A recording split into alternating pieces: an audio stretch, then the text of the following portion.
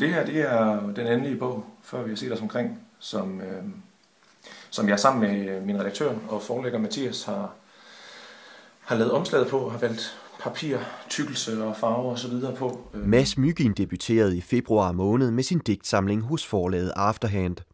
Og han er en af de heldige, for håbefulde forfattere skal i dag i højere grad tænke anderledes for at få drømmen om udgivelse opfyldt.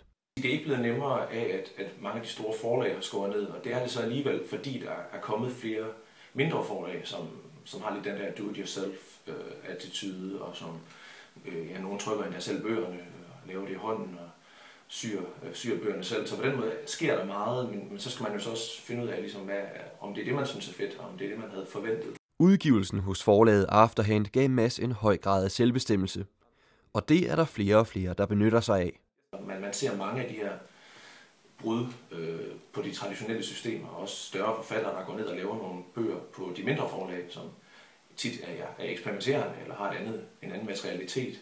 Så der er meget på kryds og tværs for tiden, og det er nok i den retning, det går.